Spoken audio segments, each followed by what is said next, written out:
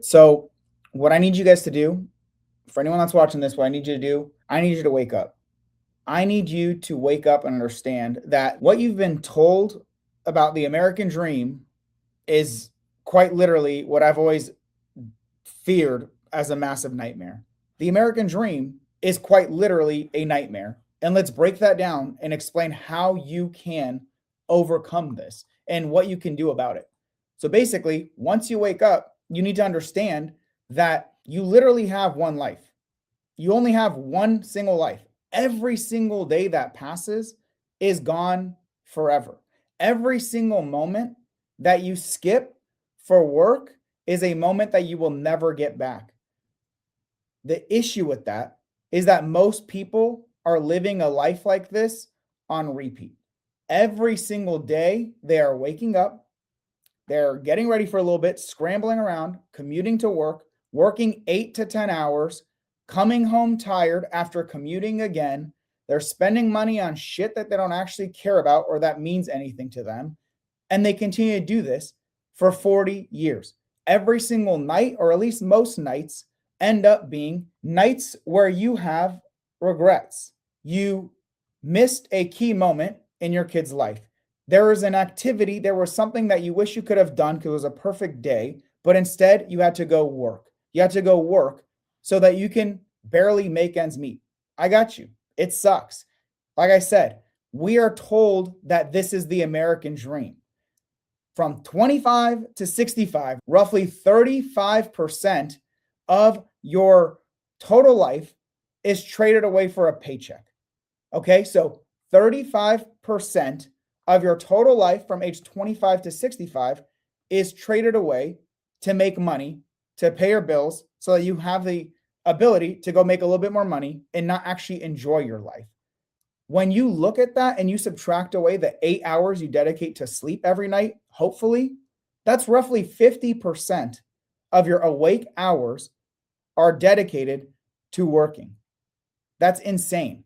Half of your awake life is traded for a paycheck. And like I said, for what? A house with a 30-year mortgage, a car payment or two. Maybe you're fortunate and you get a few nice vacations, a couple shiny toys. But the reality of it is, if your employer decides to cut costs, restructure, whatever the hell reason they give you, if they want to replace you, fire you, whatever, your entire income then just disappears overnight. Most people in our country cannot survive a loss of income. Having income from a job is what is told to you is security. This is security. You make money from work. I don't think that's security. I think that is a lot of risk concentrated into one source that you have little to no control of, because you could be the best performer, right? If you're a terrible performer at work, it makes sense that you might get laid off, right? You could be great and still get replaced at any moment because all of your income is concentrated from one source. You are setting yourself up for massive issues. And especially if you've got a family, this is even more important. Like I said, I think one of the biggest financial risks most people take is that they are relying on just one income stream, their job. One decision by someone else, whoever's sitting in whatever office, and if you were a government employee and you thought you were safe, well, you just found out over the last year, year and a half, even those jobs aren't safe. So one decision made by someone else can just wipe literally everything out. Then you got all these external factors, tariffs, inflation, budget cuts, market shifts. At the end of the day, as an employee, you are a line item. You are a decision on a spreadsheet. Should they eliminate this to either make more profit or because they need to downsize or whatever, you're a line item on a spreadsheet. I don't want to be like hurtful, but that's the reality of it. You are there to help the company make more profits that go up. It's not about you, right? It's if you're doing a job that you love to do, and all the work that I've done in the Army as an environmental science and engineering officer, I loved that work. Working in the city or the county of San Diego as the chief of the Hazardous Materials Division, helping protect our planet, I loved that work. But at the end of the day, whether you're aligned with your work's mission or not, at the end of the day, you are still a line item. And unless you control your income and have multiple streams of it, you do not truly control your own life, because you cannot control your own life. You do not control your own time. You cannot control your own time if you do not have financial freedom, and that comes from investments that you make intentionally. What I'm not telling you to do is quit your job. What I am telling you to do is to leverage that as the absolute superpower, cheat code, whatever, the initial capital that you need to be able to invest in assets that allow you to develop financial freedom. And I'm not saying you need 10, 20, 50, $100,000 a month coming in from another source, right, from your investments to be free. But if you just have a little bit of money coming in each and every month, that is extra security for you and your family. This was exactly how I thought throughout my entire 20s. And then I learned a lot more advanced strategies, which I'm going to share with you guys as well, to be able to invest using not only your money, but also raising money to buy deals. But it's imperative that you understand this fundamentally first and foremost. And I only say this maybe more so callously because this is truly how I've thought, because my parents, well, my mom who raised me, worked extremely hard, barely made our money, and she was not able to be present with us because she had to work to barely make money, to barely pay the bills, to barely be able to see us. It's like, what kind of cycle is this? For those of you that are fortunate, right, who make more income and you have the ability to save, you should be leveraging that as your security, as your off ramp from having to work forever for someone else. And if you choose to continue working, I like to work. I will continue to work, but I like to work when I control my full schedule. I control who I work with. I control what I choose to work on, if I even choose to work on any given moment. I control when I work, what my schedule looks like I said. And then if I do want to work, it's up to me ultimately. That is freedom. That is what it's all about. That's the whole goal. Like I said, I want to reiterate this. I'm not one of those guys that says you should completely quit everything and just burn all the boats and go start a business or start wholesaling real estate or buy real estate, or like without having security first. So like I said, I'm not telling you to quit your job. Do not quit your freaking job. And if you do not say I told you to, because that's the dumbest thing you could do. Your job is actually a superpower in your ability to build financial freedom. So what I'm telling you to do is not quit your job. I'm telling you to use your job. Use your W-2 as a tool.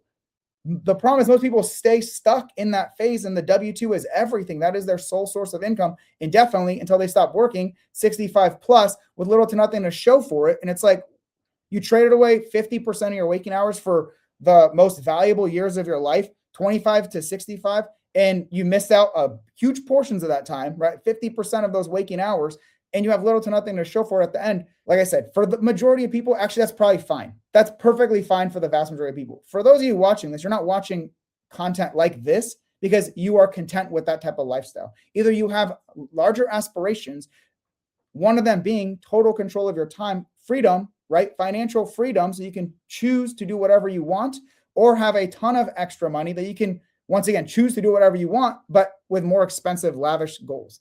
For me, it's never been about the cars, the boats, and any of that kind of shit. It's always been about my time. Everything for me has been about my time. And unless you were born extremely wealthy, or you got lucky and won the lottery, your job is going to be the only source of seed capital, right? The initial money that you have to be able to not have to work forever. That's the goal. It's not to not work. We work.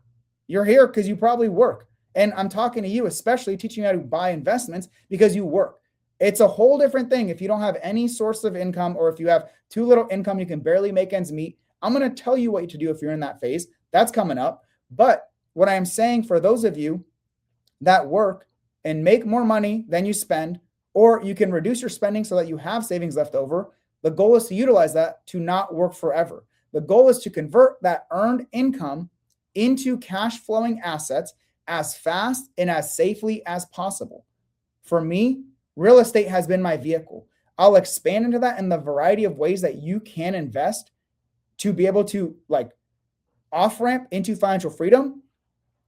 But understand this: real estate, stocks, crypto, lending to other investors, I don't do that because I love that asset. I don't love real estate. I don't love stocks. I don't care. It's a vehicle. Real estate is my vehicle. I don't do it because I love the game of real estate. I do it because I know that it buys back my time. Every single property that I own, every single one that generates an additional $1,000 a month in cash flow, that reduced my dependence on earned income. That is what allowed me to retire with more money than I ever made in a job before I turned 30. I was able to generate more in cash flow and be financially free at a higher level, literally have more money coming in every single month. Well, now especially, I mean, I've had an extra 2 years to expand on that. But I was able to recreate and generate more income through cash flowing assets than I ever earned in my job. Understand this. I was military when I started, with maybe $60,000, $60,000, $70,000 a year. That's not a lot. That's not a lot. That I'm fortunate that I wasn't enlisted. I was an officer. I had an engineering degree. So I made more than if you were brand new 18 years old. But I got my engineering degree and then I joined the military as an Army officer. So I got more income. But understand, I'm not saying you need to be making $500,000+ to be able to do this.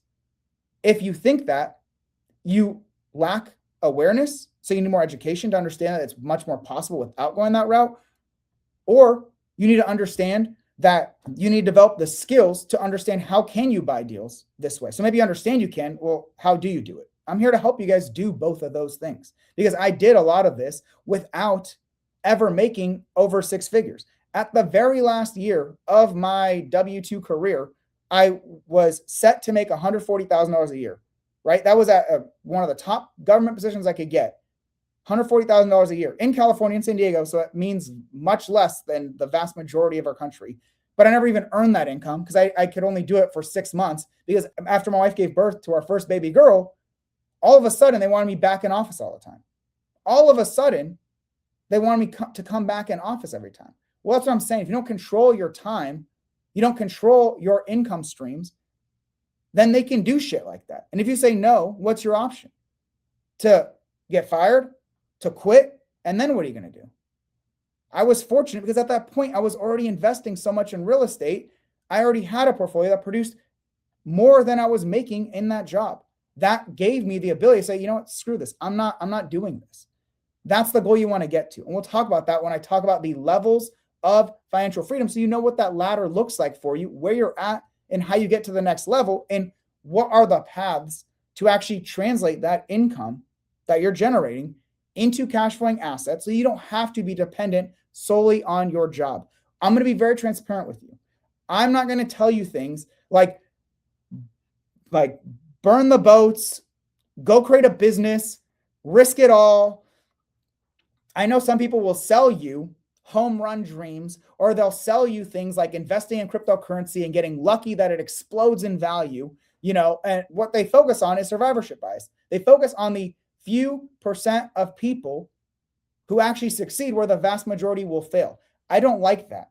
As someone who cares just as much about achieving the financial freedom and the cash flow, a bigger factor for me is the risk. I don't want to do something unless it's 99% likely to succeed, or that I have the ability to control the variables. I have the ability to choose what I'm buying, where I'm buying, what I'm selling. And it's not all dependent on going all in on something, putting a lot of money in and just hoping that it succeeds. This is why I focus on the staples: stocks, real estate, lending. Those are kind of the core three that are proven historically to succeed, with the vast majority of people doing it the right way. You can learn to do it the right way, and you have a very high likelihood of success. Whereas, and the downside risk, like if you were to lose money, you don't really lose 100% of your investment. Maybe you don't make as much returns as you thought, fine, right? But if you invest in a business and it all goes down, well, you're screwed. Invest in a meme coin, Dogecoin, and it goes up from, 10 cents to $1, but you don't sell it and it goes down to half a penny, well, you just lost everything. I don't like that. I don't want home run wins at the cost of catastrophic losses. It's about proven, repeatable paths that anyone can learn and do, so that you can actually execute on that. And I'm going to break those down and explain to you which one makes the most sense and where it might make the most sense for you to do, depending on where you're at in your journey. So let's talk about what that basically looks like. like I said, it's not about quitting your W-2. It's about utilizing that as the tool, as the capital to be able to invest in assets, understanding that that's the assumption here, that you have the ability to invest in assets. If not, I'll show you what you should do. It's a different level. Then you need to focus on the active income side of things to make more money, and we'll talk about that. All right, so the reason why I invest in real estate and other assets is not because I love that asset. That's like a weird thing. Maybe some people do. I think Warren Buffett might, Ray Dalio might. I don't care about the thing. I care about what it provides me and my family. And I like to do things that are proven, that generate pretty, you can't ever guarantee a return, but pretty confidently you can estimate the returns. And you know the risk is not catastrophic. That's why I like stocks, real estate, all that other stuff. But why I invest them is because it buys back my time. Every single property, as I mentioned, all that extra cash flow reduced my dependence on earned income. So when I had to depart from the workforce, it was awesome. I was ready to go. If anything, it was a wake-up call that, wow, Mike, you did the thing and you're not exiting when you should have exited. Because once again, I'm a risk-averse kind of guy, ironically enough. Every single property that I own protects my family, right? It protected my family if my income got cut. That's exactly how I want you to think. Every single investment that you make is protecting you and your family if your income from your job gets cut. Maybe you're not financially free, but you have an extra $500, $1,000, $2,000, $5,000 a month coming in, covering some of your expenses. That's the goal. Every single property that generates you cash flow increases your options of what you can do in life. It means that you can show up for your kids and be there for all of their key events, be there for everything without having to worry about asking, as an adult, asking another adult for permission if you can live your fucking life. That's what that means. It means you don't have to regret missing key important areas of your family's life if that's what matters to you, or for you, it might be going to the beaches and whatever the hell. For me, it's about my family. It means I don't have to miss out on key moments of my family's life because I'm forced to. Otherwise, the risk is that I will lose my income and my family and I will be in the streets. That's what that means. It's not about owning the house for the sake of it. It's about the income that it produces and the options and security that it provides you to live your life on your own terms without having to worry about catastrophic failure. Because in America, we have virtually no social safety net. You get one thing that goes wrong, you are done. Like, it is so hard to come back and recover. It is such a harder game. It means that I get to do what I want with my days. It means I get to take multiple walks with my family. It means I get to eat any food that I want when I want. It means I get to work out on the schedule that makes the most sense for me, not trying to squeeze it in from 4 to 5 in the morning. I can do it throughout my day when I choose to. It means I can work on the projects that I care about. It means that I do not need permission to live my life. Me as an adult, in control of my income, in control of my time, I do not need to ask someone else permission to live my own damn life. This is the wake-up call for you, I hope. I hope, especially for those of you who understand this to some level, but you're not executing on it as quickly as you should be. For me, it always felt dire and urgent to achieve this, which is why it's no surprise that I consistently put in the work and achieved this before I turned 30 years old, even though I started with literally nothing. This is the idea and the concept for you to follow through with. This is everything that we're building, and this is everything I want you to be building for yourself. So with that being said, what is the 3-step framework of this? The 3 steps: awareness, you need a plan that you can actually execute on, and then you need that urgent execution. I'm going to break all this down in more detail, but what that means is awareness first starts with clarity. What does clarity mean? Actually, I'm going to show you something instead. What I call the financial freedom ladder. My 6 stages of financial freedom. The first step is clarity. What clarity means is that you understand your current financial picture. What that means is you first understand that it is possible for you to become financially free. A, you got to understand that that is a possibility. And then B, where are you starting out right now? You can't even start the path to financial freedom, not truly, unless you know where are you starting out. What is your current income? right? What are your current expenses? Depending on how much you're spending, how much money do you think you're going to need to become financially free? The easiest thing to do is say, if I'm spending $5,000, I need $5,000 a month coming in. If I'm spending $10,000, I need $10,000 a month coming in. Okay, well, you have your income, you're making 10K, you're spending 8K, right? It's a lot of income for the vast majority of people. You're making 10, you're spending 8, you have $2,000 left over. That is how much you are saving. That is clarity. Based on your savings, it determines, are you in survival phase? Are you in stability phase? Or are you ready to jump and be an investor? Clarity is understanding your current financial picture. Survival means you are making less money each and every month than you are spending. You're going into debt, or you're just barely making ends meet. You literally have no ability to save, or you're actually in the hole. What you should be doing in stage 2 in survival mode is focusing on increasing your income to exceed your expenses so that you can cover all your bills and or be able to save. The whole thing here is that your active income needs to exceed your spending. If not, you're in survival mode. Survival mode means make more money. Is that through another job, through skill development, or in the real estate route? I've got trainings for exactly how you do that. In the real estate route, I'm going to show you my free real estate freedom roadmap community. First of all, you can get the clarity literally broken down for you step by step. How do you calculate that? What's the spreadsheet and tools that I use so that you can leverage those same tools and resources so you can figure out what is your budget, what is your financial freedom plan, understand the journey and all that stuff as well. Go for it. It's all there for you. If you need active income, the number one active income source I recommend for most real estate investors, especially those starting out, is bird dogging. Learn how to find great deals and earn money by selling them to proven buyers.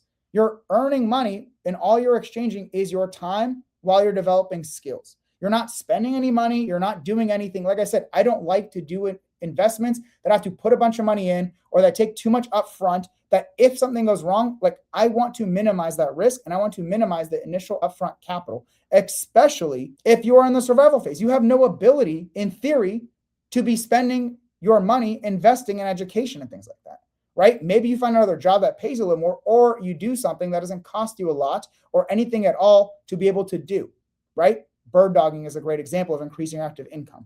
Some people would say do wholesaling. Well, that's fine, except it's going to cost you a lot of time, money, and energy, typically 6 months ramp up time before you can even make any money, and you're spending a bunch of time and money with no guaranteed results. You can get nearly the same profit, nearly the same benefits as a bird dog, actually even better skills if your goal is to buy and hold real estate and become financially free through real estate, and you have way less invested, definitely no money, you're just investing the time to be able to bird dog deals for other investors. All right, let's assume you're making more money. Stability is when you have the ability to you're making more money than you are spending, so you have savings, right? Your savings are literally income minus expenses are your savings. If you are exceeding that every month and you are paying down high interest debts, you don't have major credit card debts, and you're building an emergency fund, you are in the stability phase. You're still leveraging your active income in this phase, but what you're doing is you're getting to a much better position, getting you to the point in which you can become a real estate investor. You become a real estate investor, in my opinion, once you have stability first and foremost through your active income.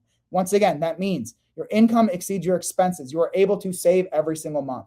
What that means is you are building an emergency fund, so if something goes wrong, you are able to take care of it without going to debt. What that means is you are paying down your high interest debts so that, because you can invest, it means nothing to invest if you are literally getting worse. Like, no investment is going to make you more money than you are paying on credit card debt. Credit card debts are charging you 20 to 30% interest rates. It's going to be very hard for you to find investments that do that for you. The number one thing you should do is pay down those interest debts. Build your emergency fund, and you can only do that if your income exceeds your expenses. You're focused on active income all the way through here. I believe, this is my opinion, because once again, I don't want to set you up for failure. I don't want to tell you to start investing and you have $2,000 to your name, right? I don't recommend that for you. I think you're putting yourself at a huge disadvantage, because you should use that money to take care of family and yourself and have reserves set aside. And then if you want to be an investor, the number one cheat code to being an investor is paying for education and or tools and or community. That is the number one thing that you can do to level up as an investor. You can do it the free route. You can listen to podcasts. You can read books, which are pretty cost effective. You can leverage free things like my free community to get started. But understand, even within my ecosystem, I have a co-living community, which is lower cost. What this does is teach you how to find the best types of investments, real estate investments that you can actually purchase and get 1,000 plus. We're just looking at a deal yesterday, $2,000, almost $3,000 a month in cash flow, right? So it's like you can spend all that time and energy trying to do it yourself, or you can pay to accelerate that. But you shouldn't even consider that until you are at least at a point of stability, and it's a good decision for you to take it to the next level. The reason why I make my co-living community so low cost and provide so much value is because I want to help you guys who are in stage 3 take it to the next step so you're making the best investment decision. The problem is a lot of people come to me once they've already invested in real estate, and that's good because I can help you take things to the next level. But in reality, you could have used that money that you earned and saved to invest way better into way better deals, way higher returns. That's the whole goal. And as an investor, right, you can be an investor once you have some savings set aside. That's going to depend on what you choose to invest in. In my opinion, stocks are a great way to start. I'm not saying go invest in individual stocks or anything. I'm not saying that's going to make you financially free. The downside of stocks is you can only invest what you earn. If you have $10,000, you can buy $10,000 of stocks. And the problem is you have no control of that. And the problem is it gets lower returns, 7 to 10%. On average, that's pretty solid compared to most other things with how much lower risk it is. But understand the combination of only being able to invest what you earn and save, and that it gets those lower returns, right? That's 7 to 10%. You have no control, and it's going to take you almost 40 plus years to achieve a certain level of financial freedom that you're probably looking for, right? It's a nice place to start. The whole point is that you can get in for super low cost. So you have $20,000, $30,000 in stability. Well, that's a great savings. It's really important that you use a few $1,000s of that to invest in stocks. Not because that's going to make you financially free, but that's what a lot of people need to grow their risk tolerance, because you're going to have a hard time investing $20, $50, $100 plus $1,000 into real estate if you're not even comfortable investing $1,000 to $5,000 in stocks. It's less about how that $1,000 to $5,000 investment translates into your financial freedom, but it is about pushing it to the next level. You're going from someone who saves to someone who invests. You need that confidence, and that is one of the key pillars of it, is actually do the thing that will help you massively. With that being said, as an investor, you can stop there, right? You can stop and only invest in stocks and all that stuff and take the 40 years. A lot of people probably should stop there. If you're not willing to put in a little bit more work for much better returns and a path to much quicker financial freedom, then that's probably the right route for you, because it's better than just saving in your bank account. It's literally the best thing you can do if you're going to be as passive as possible and only invest with your own money. Well, the difference is real estate investing gives you a massive advantage compared to the stock market. Why? Because I can use that $10,000, $20,000, whatever, $20,000, and use that as a down payment to buy a $100,000 house. Does that make sense? You have $20,000, you invest that into stocks, you're buying $20,000 of stocks. I can use a 20% down payment on a $100,000 property and buy a property.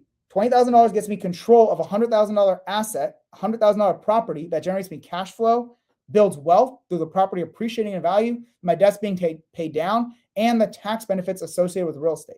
Yes, that has more work than investing in the stock market. If you want to be extremely passive, just do the stock market. Understand it's going to take you longer. It's easier, and that's fine, right? That's a fine route for the vast majority of people. Most of you watching this are not content with that. You want to invest in real estate. Great. How can you invest in real estate? I think there are 2 fundamental categories you have to consider. 2 core categories for you to consider when it comes to investing in real estate. Do you want higher returns and be more of an active investor, or lower returns with less work and be more of a passive investor? What that means is, similarly to being able to buy stocks that you don't really control over, you just control what you invest, you can do something similar by passively investing in real estate investments. What that means is that you take the money that you're earning from work and you are investing that with another real estate investor who's going to find the deal, do all the work, and then pay you either interest or give you ownership of assets. This is a huge part of how I've been able to grow my portfolio, is because I work with people that want to be more passive. They want to invest their money with someone doing real estate the way they want to be doing real estate, right? Like the same types of deals that they want to do, the returns that they're looking for. They bring the money. I buy the deals. They're passive investors, and either they get interest rate return or they get co-ownership of assets, and I'm the active investor. I find the deal. I do all the due diligence. We close on the property, right, including raising the money. Close on the property, we renovate it, we furnish it, we property manage it, we handle the payments, right? They, as a passive investor, can get higher returns than the stock market will provide, but it is more work because you have to find the people you want to invest with, analyze the deal that they're doing to make sure they're the right deals you want to invest on. So it's more work than stocks, but it's not a ton more work, and it's still very passive once you've made the investment decision. Well, then there's active investing, right? Like I said, I'm an active investor. You can be an active investor in a couple ways. The fundamental first way is you are earning money, right? And you get the choice. You have savings, put it into stocks, put it into being a passive investor for real estate investments, or use that to become an active investor. Use your money to buy real estate that you now own, right? That's how I started. I was a active investor using my own money. But that's a little disingenuous because I bought properties when I first started. My first few were house hacking. I was buying a property. I lived in one unit, rented out the others. What that meant is I could buy properties with my VA loan, 0% down payments. FHA loan, 3.5% down payments. Conventional loans, 5% down payments. You can buy a property that's 1, 2, 3, or 4 units, right, for 0 to 5% down payment, depending on the loan product. That is the concept. You can use your money to invest actively in your own deals. That is what that's all about. You can invest that through house hacking the way that I did. You can use that to invest in, there's downsides to that. I've got plenty of videos and trainings on that, right? You could only do it in your local market. It's slower. You got to wait at least a year between them. There's like limits because of the traditional financing and how many of these loans you can have, all these different things. That's the downside, right? But it's nice because you can buy properties with a lot less money down.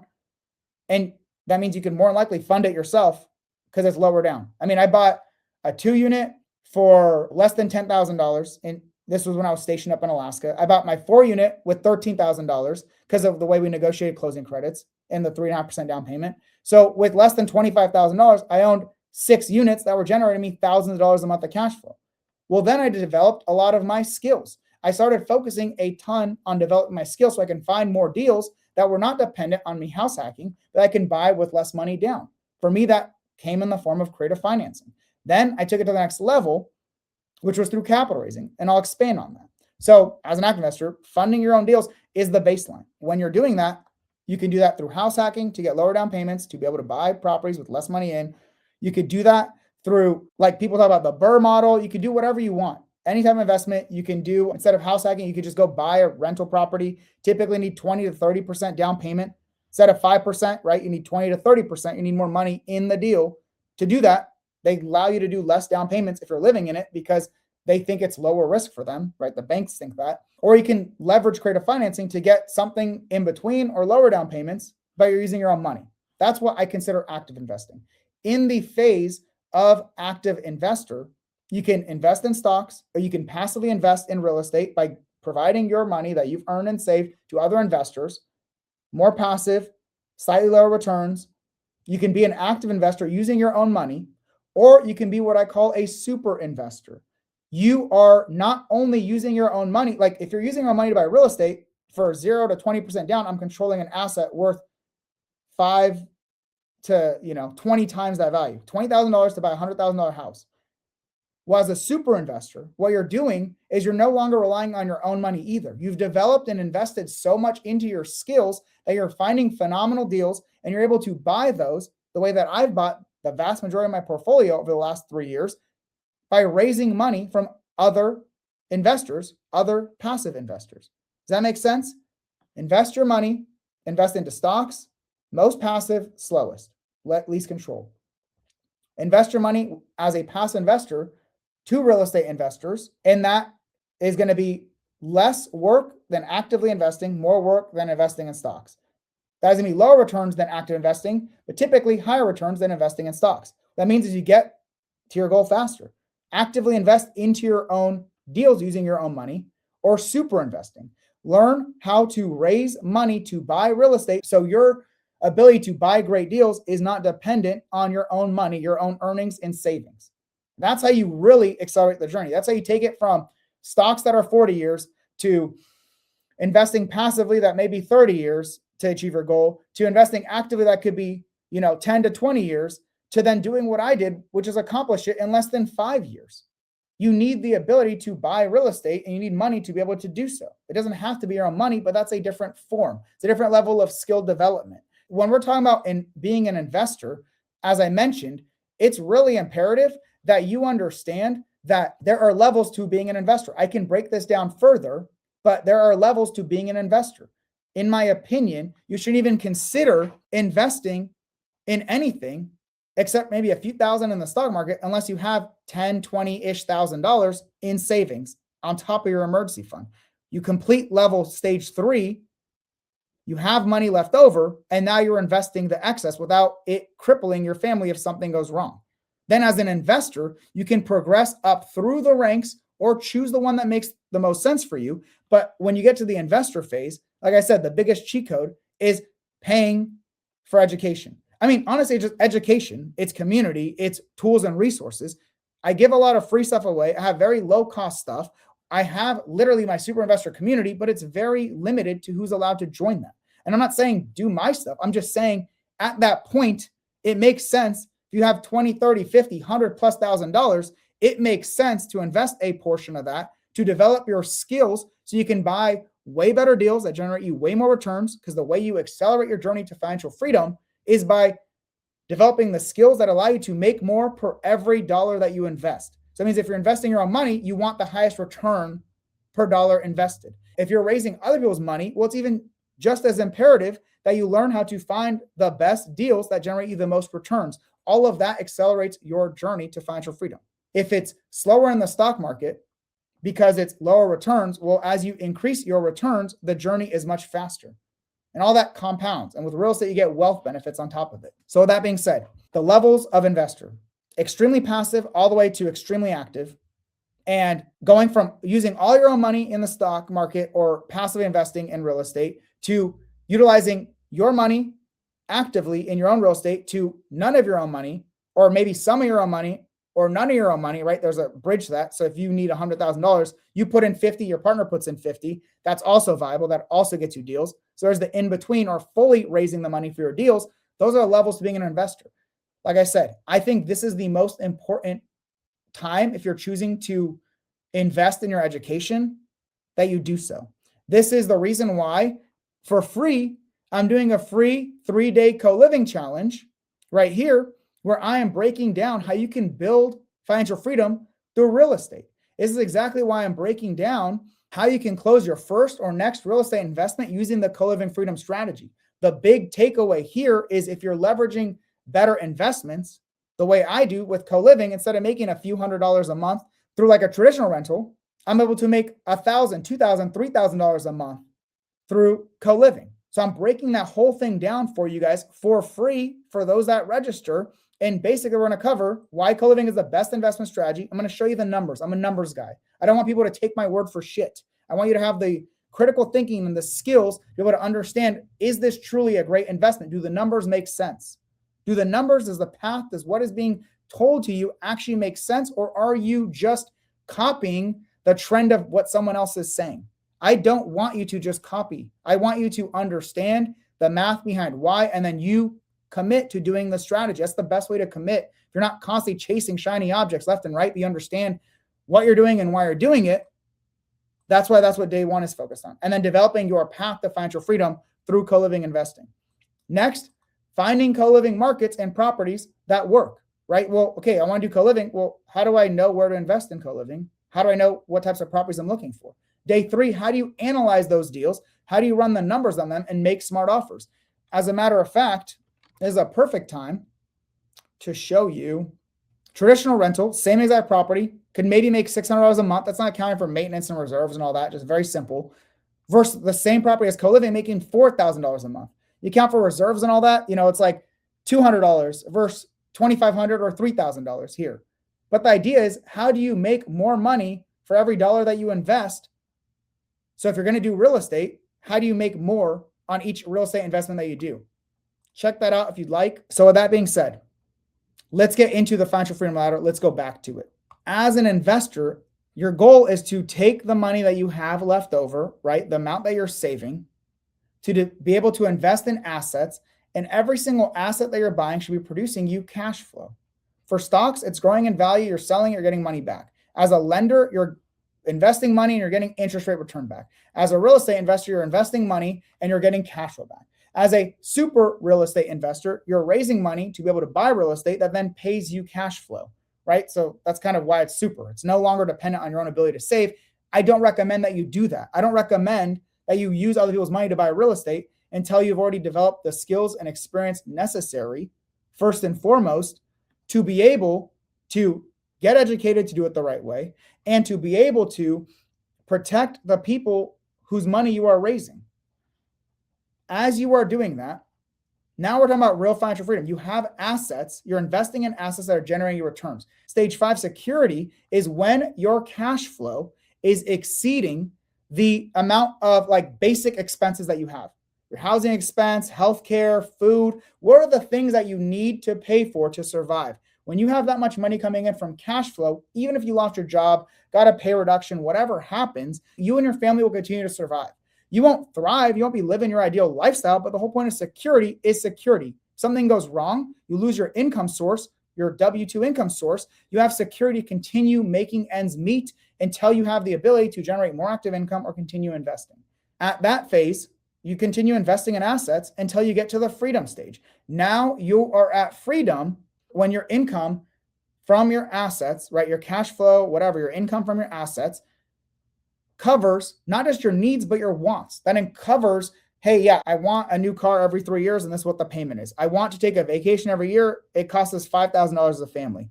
I want to be able to pay for all these streaming services and eat out for $1,000 a month or whatever people are spending their money on. And freedom is when you are covering your passive income from your assets covers not just your needs, but also your wants. What I don't have here is actually stage 7, which is kind of where I'm at, and it's called the thriving stage. It's the legacy stage. It's where you are continuing to invest, continuing to build your cash flow, continuing to build your wealth at a point in which it no longer is necessary to cover any of your expenses. We don't spend a lot of money. We enjoy a nice, simple, enjoyable life. We like taking walks. We prefer eating at home as opposed to eating out. We do prefer much better, healthier foods and all that kind of stuff. So that costs money. But at the thrive stage, you are continuing to build, but it's not tethered towards your actual expenses, but it gives you the freedom to be able to say yes to opportunities as they arise. It lets you build your legacy. It lets you build and create more that impacts more people. You're helping more people typically at this phase throughout your journey. You're doing things which is no longer detached to your ability to spend. This is that money that then can be invested elsewhere, the money that can be donated, the amount of money that can be passed on. This is where a lot of people are at, why they continue working even after they achieve freedom, because now they're in the thrive phase. At this point, it literally makes no sense to trade 40 plus hours a week, not accounting for commuting and work lunch and all that other crap. It doesn't make sense to do that. This is where I was at when I was faced with the decision to miss out on my 2-month-old onward, miss out on a 40 plus hours a week plus an hour commute both ways, 48 hours a week every single week from my family to go in office to work on a job that was easily done remotely. Well, when that was faced to me, thankfully, not only did I was at the security phase, I was at the freedom phase. It made sense to say, no, I don't need this. Why am I even doing this in the first place? I should just quit beforehand. But that was the reality that I needed to hit me in the face. It reaffirmed this is exactly why I did all this. This is exactly why I do all this. And that's exactly why I try to help other people do all this, because whether you are struggling financially and need active income to get out of survival mode and get into stability and start building savings, or you are looking to leverage your savings and passively or actively invest in real estate, or even super invest in real estate so you can build the cash flow needed to get to security, to get to freedom, to get to thriving, that's what I want to help you guys do. And that's why I provide so much free trainings on a lot of this stuff and go over this stuff with you guys every single week. So my question with all of that is, where are you stuck? What do you need help with? Oh yeah, we are doing a meetup. Absolutely true. We are doing a meetup next week. Actually, I'm doing 2 meetups. I'm co-hosting meetups with Pace Morby and regional leaders in Northern California, San Francisco on the 24th Is that right? Next Tuesday, whatever that is. And then March 4th in Long Beach. So San Francisco, the 24th, Long Beach on March 4th. And I'm doing my 3-day challenge, 25th, 26th, 27th. You want to benefit from any and all of that, register. Register and you'll get the information. And if you want all the free courses, tools, trainings, all those things that I mentioned previously and talk about kind of every week, it's in there. It's in the Real Estate Freedom Roadmap community, which I can share with you guys. Looking forward to the challenge. Excellent. I love that because this is the reality. Some of you guys come to me after you bought a real estate investment. I'm like, damn, you spent $100,000+ to buy something that generates you $100 a month when you can do the same thing and get $1,000, $2,000, $3,000 a month of cash flow. Why did you do that? Well, they didn't know, right? Or they didn't think they could do that. It was either a lack of awareness or a lack of how to do it. Cool. Well, I could have helped you do that in advance, but now you've $100,000 gone, right? And hopefully you have more to be able to invest, but you're in a very different position. Or some people invest in co-living. Let's take it one step further, right? They invest in co-living. They wanted that $1,000, $2,000 a month of cash flow instead of $100 as a traditional rental, but they didn't know how to do it effectively. They bought a project that's going to take way longer, way more time, way more risk to acquire, to renovate. The financing is worse, so they're spending more money in interest. They're building wealth slower. They're getting less cash flow. There's risk that they're not going to be able to finish the project. They didn't account for certain things. So now that they are doing the project, they thought it was going to cost them $100. Now it's $120. Now it's $150. They can get it done because they didn't account for things the right way, or they just, I don't know if people do it because of negligence. I think if they just don't know, typically it's more of an ignorance than it is negligence. The result is the same either way. You're screwed unless you can get that done. Same reason why right now we were able to buy a property from someone at a discount. They did all the work and they couldn't execute the final refinance. What that means is we get a property with little to no work that generates us over $2,000 a month of cash flow because we understand what we're doing and we can get that problem solved when they couldn't. That's just the reality. The same way that I can buy someone's property creatively who's facing foreclosure because they have a long-term rental that's losing them money each month, where we're going to make thousands of dollars a month in cash flow as a co-living rental because we understand co-living and we understand how to do co-living. Same way, you can understand what is co-living, very different than actually understanding how to do it and then how to execute it on it correctly. That's why I make my co-living education. That's why I have free stuff in there for you guys. But I also have my super low cost, like relatively low cost co-living community compared to the $5, $10, $20, $50,000 some people are charging for co-living education. All up front, no guarantees, no anything. All up front, they're charging that much money to provide you less value, less support than I provide you at a tiny fraction of the cost. I don't even push you to do it. If you want to do it, great. It's a resource to you. I don't care if you don't do it. It's no difference to me. It's for you. It's a resource there for you, and it pays for the team to be able to handle all you guys' live support questions. Hey, I'm looking at buying this property. Can you help me analyze it? Great. There's multiple weekly calls to help you analyze your deals. And I got the whole step-by-step training on how to analyze deals. Hey, I'm looking at this property. Do you think this could convert into from 4 bedrooms to 8 bedrooms? Cool. Well, the project manager and operations people that are there, that are available, Leanne and David, they can help you look through your property and see, based on all their experience with our projects and other projects, can this thing logically convert? Or are you missing things? Hey, what's in that corner? It looks like there's water damage. There might be mold behind that wall that you may not have understood or may not have noticed, but they've gone through it so many times. That's stuff they can support you with. Hey, I'm looking to renovate it. What do you think about this? Should I convert the garage?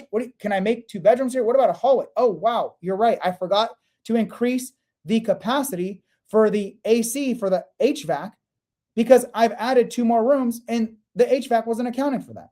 So how do we do that? How do we do that low cost? Hey, I've renovated it. I need to furnish it. What kind of furnishings do you recommend to put in a property that are quality, that I don't have to replace all the time, that my tenants will enjoy, that will look great on photos, that will get tenants to want to move in and take care of your stuff? What house rules do you utilize? All these different things to provide you guys that support to help you out, especially before you make the wrong decision, either investing into a dumb long-term rental or into the wrong co-living rental. And then for the tiny fraction, you guys, the tiniest fraction, you guys, who are already actively investing, whether it's traditional, long-term, you're using your own money, or you have a lot of skills and experience or a lot of capital, I can help you through super investors put that to work to get you way more returns way more quickly. Same way why 2 super investors this week are closing on one deal that's generating $2,000, no, close to $1,750 a month in cash flow. And they raised the $75,000 to buy that deal. First time ever raising capital, but now they are able to buy this deal, generate the cash flow, and raise the $75,000 to buy it by providing a great investment opportunity to someone else, and they get infinite returns on that deal. More importantly, they have the skills to do this over and over and over again, which is the most important for me. I don't care about teaching you how to buy one deal. I care about teaching you how to build the system, the infrastructure, the knowledge, the skills to do it, not just once, right? Twice, 3, 5, 10, 20 times, however much money you want to be able to make passively through real estate. I want to help you develop those skill sets. That's what Super Investors really is for. Helping you build the 3 core systems of deals, money, and operations that are scalable to actually build your financial freedom portfolio, not just buy a great deal. You basically have all that in the co-living community. It's already there for you.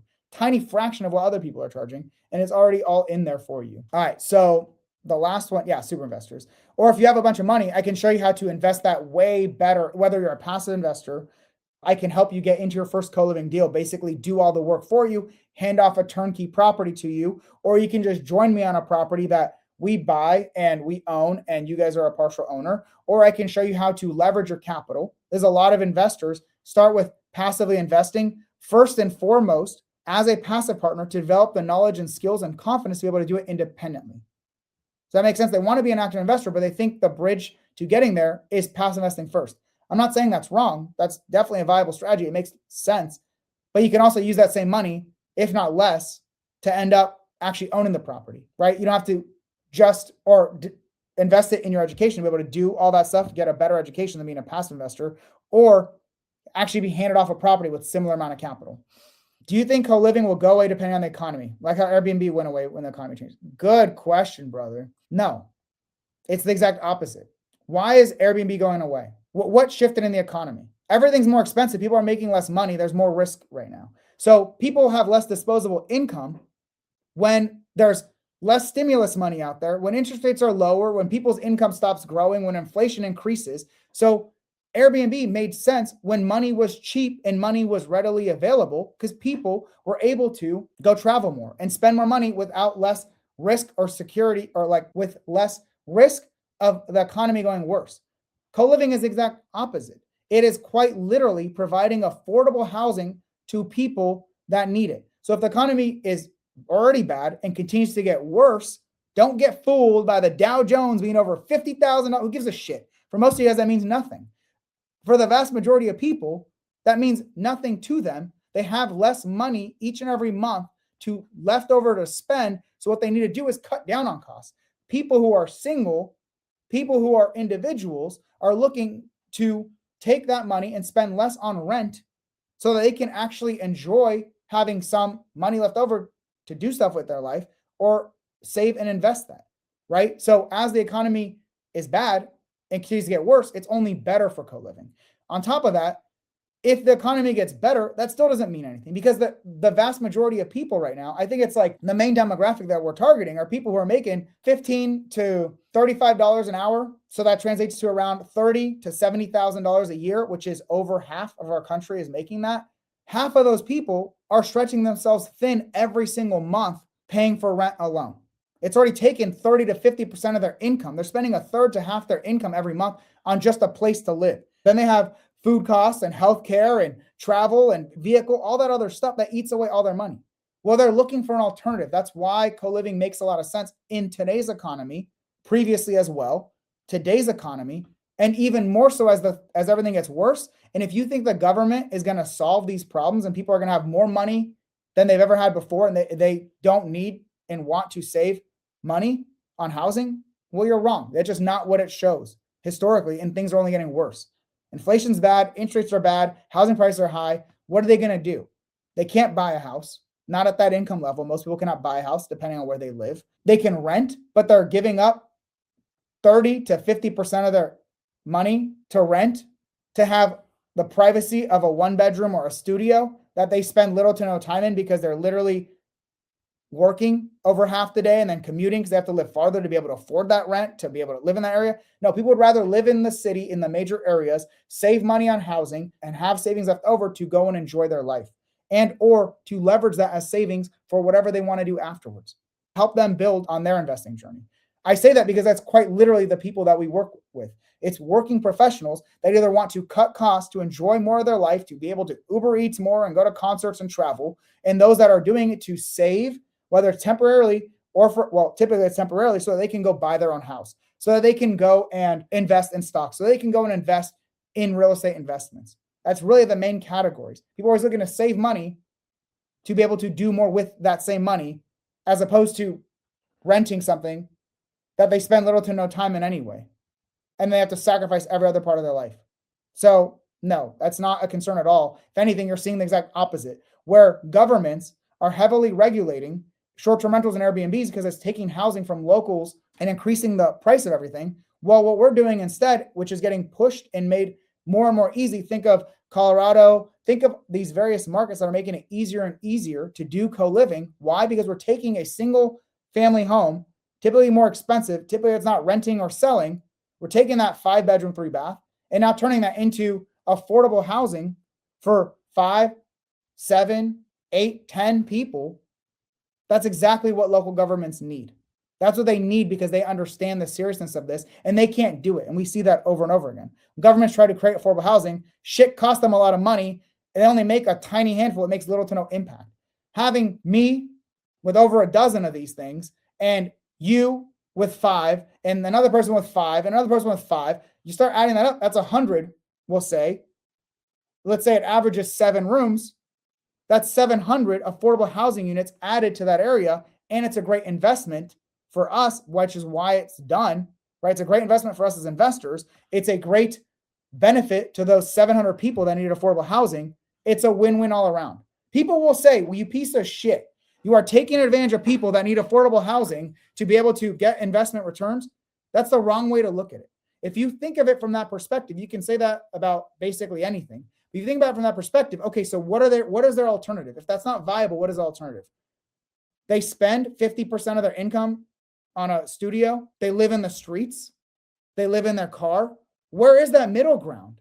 That doesn't exist. That's what this is. This is the middle ground that doesn't exist otherwise. So you want those same people to live on the streets instead, or spend 50% of their income on a place to rent, a place to sleep for a couple hours so they can go and work, trade away all their time to have no money left over for a place to sleep. This is the middle ground. Okay, well, if I didn't buy that house, someone else could have bought that house. Okay, cool. How does that work? We're buying 4, 5, 6, 7, 8 bedroom, bigger properties, not starter homes. The people who need this type of housing can't afford even a starter home worth $200,000-$300,000, let alone larger houses. So they can't buy those houses anyway. We're taking something that has little to no value in the grand scheme of things for the vast majority of people, right? It's got value as an asset, but it's not providing a service, not nearly the same service it's providing to the 5 to 10 people that get affordable housing now. We're not taking housing from the people that need affordable housing. We're creating affordable housing from properties that are having a hard time being sold, or that don't make a lot of sense for those people anyway, because they couldn't afford to buy a house, even a starter home worth half as much, or rent. This is exactly the solution that's being provided. Otherwise, what do? Overspend or live in the streets. You want the government to solve this problem? Good fucking luck. How many times have we heard this? How many problems have they solved? As a military veteran, as a former government employee, how many problems do you think they're solving that they're not making worse because they spend more and they could barely serve the right amount of people? The government wants to completely change the way housing works and make it so that no one can buy more than one house, and people buying their first house pay no interest or super low down payment or whatever, and they make it affordable. Cool, that's something they can do. But them creating buildings and all that, it's not happening. Definitely not providing affordable housing. Definitely not in the quantities that are necessary. And there's a ton of reasons for that. Federal, state, local, all types of things. All types of levels of government, all types of regulations. We provide a service. We do it extremely well. Our tenants are grateful. We're able to get much higher returns because instead of renting that same house for $2,500 to one person. We're able to rent it for $800 per person to 10 people. They pay substantially less. They get exactly what they're looking for. All their utilities are covered. All their expenses are included. So they know exactly how much they're paying. No variability of that. They get affordable housing, and we're able to get much higher returns on that as well. This is why this is such a great vehicle, such a great investment opportunity right now, because of the fact you get way higher returns. You actually get to do something that's making a difference. This is why I'm so passionate about this. You would never hear me talk about long-term rentals, mid-term rentals, short-term rentals, boutique hotels, anything like this. This is the combination. This is the Venn diagram. Really phenomenal returns. And you actually get to make a difference. I don't know what else you could ask for in this space. At least if you're someone like me who does care about that kind of shit. You don't have to care about that kind of stuff. I do. You just care about the investment. Great. It's the best investment you can get out there. It's got the highest returns, and the accessibility to these deals are there's just a ton of these houses available, and they're actually very conducive to the way I teach you to buy real estate. Buy them at a discount if it's on market or you're buying traditional financing. Make sure there's a bunch of closing credits so you're putting less money down. You're doing creative financing, great. These properties are having a hard time selling, so you get to create great creatively financed terms that allow you to buy it with lower down payment, lower interest rates, maximize your returns, help solve the seller's problem. It's a win-win no matter how you do it, because these are having a harder time selling properties that make sense for this.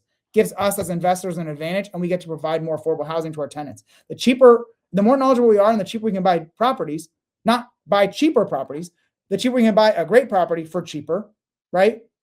The more benefit it is to your tenants, because you need less to make the deals work. Hopefully, you clearly understand the financial freedom ladder, and based on where you're at, everyone should be doing clarity. I showed you how to do that. I showed you, go right here, Real Estate Freedom Roadmap community, go right there. Financial Freedom Blueprint right here. It's there. All the trainings, the tools, it's there. You don't want to do the trainings, cool. Grab the spreadsheet and you're good. I don't even think, do you have to, no, literally, there's not even an email. I don't even need your damn email, right? You just click it and you got it. Great. If you are in survival or stability where you need to be focusing on increasing your active income, great. Once again, for free in the Real Estate Freedom Roadmap community. Classroom, go to the bird dog trainings. Learn what bird dogs are. What is it? How to analyze co-living deals. How do you submit these deals? What information do you need? What is co-living? Great, it's in there for you. How do you analyze investments? Great. What is real estate investing? How does it actually benefit you over long term? What are the tools you use? How do you analyze deals traditionally, creatively? Great, it's in there for you. You want even more? It's in the Co-Living Freedom Challenge I gave you guys the link to. It's a 3-day freaking free challenge. Teach you everything about co-living. Well, teach you how to do why it's great, understand them. I can't say teach you everything. It's only 3 days. How to choose co-living markets, what types of properties make the most sense, and how to analyze those co-living deals and make great offers on them. That's in there for free too. That's all there for you. If you want to level up and accelerate your journey, that's the whole point of the Co-Living Freedom community. For you, it'll look like this. You have to unlock it, right? You have to pay for this one. It's lower cost than anything else out there for co-living. It's got all the tools, resources, multiple live weekly support calls to help you guys out. And it's got all this different types of trainings, breaking everything down for you step by step, plus all the tools and resources. At stability, that's when you have the excess savings. You can decide to invest in something like the co-living community. So you can decide to invest in general in real estate, in stocks, passively, actively, whatever you want to do, that's here. If you are someone who's already an investor and you want to take it to the next level, and especially learn how to raise capital the right way to protect your partners, take care of the deals, and get much more results, infinite returns, that's what super investors is for. That's for the tiniest fraction of you guys. You probably already have a feeling, if you know that's you, that this is someplace you should belong. Otherwise, take advantage of the low cost or free stuff instead. And as you are investing, you're building to these levels of security, of freedom, and then the eventual goal that you may not even choose to do, which is thrive and legacy. All right, y'all? I got you. Hopefully you got some value. Appreciate you guys.